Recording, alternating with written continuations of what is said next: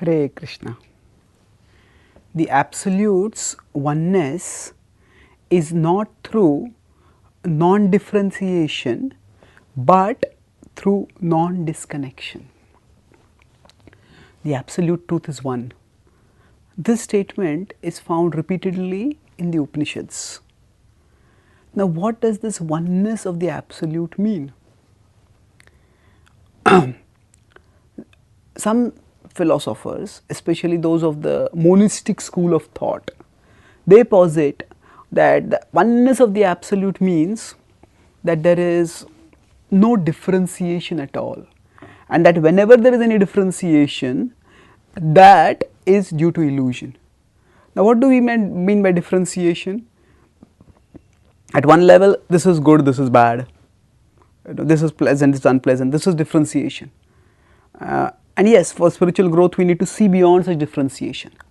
But the monists actually talk about differentiation at another level entirely. They say that the whole differentiation between you and me, this itself is illusion. And similarly, the differentiation between us and God is also illusion. Why? Because their idea is that, say, whenever there is a experience of consciousness, whenever, say, you are looking at me or I am looking at you, at this time there are three things involved. There is, say, if I am looking at you, I am the subject of consciousness, you are the object of consciousness, and in between us is the stream of consciousness. So, the monists hold that actually differentiation between you and me is caused because we are perceiving ourselves as subjects and objects. So, they say oneness means that to understand that the subject and object itself is illusion. So, they say that pure consciousness means to understand that there is no subject who is perceiving and there is no object to be perceived. There is just undifferentiated consciousness that exists everywhere.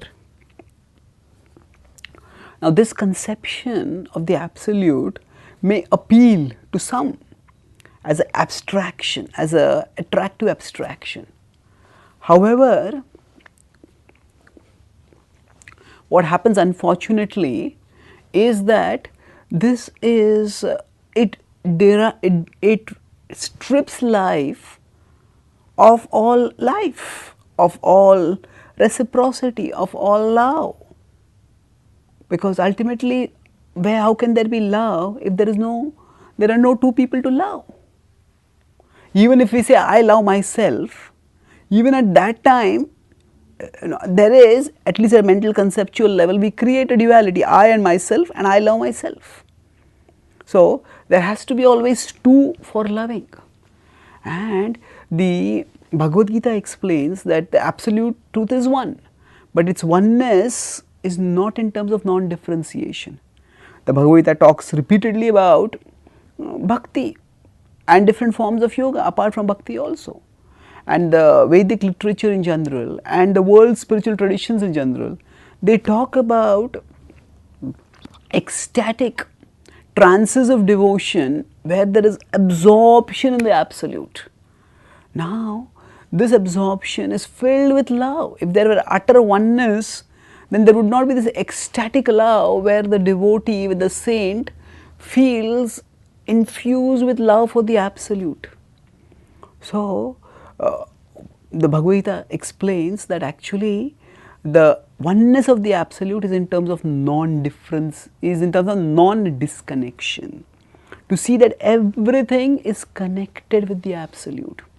In the 6th chapter, Krishna says in 30th verse, Yo mam pashyati sarvatra sarvam cha mai pashyati tasyaham na pranashyami sacha me na pranashyati.